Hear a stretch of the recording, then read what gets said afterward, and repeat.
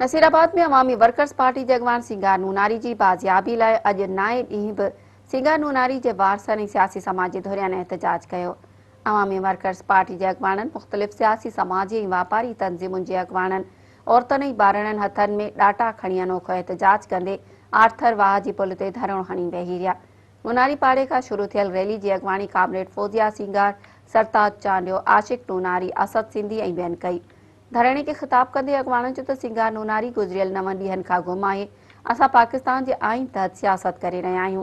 असांजूं पार्टियूं election commission वटि रजिस्टर्ड थियल आहिनि ऐं असीं चूंडनि में इलेक्शन बि विढ़ंदा आहियूं। हुननि चयो त सिंगार नूनारी पुरअमन आवाम दोस्त ऐं इंसान दोस्त पार्लियामेंट जी सियासत कंदड़ सियासी वर्कर आहे।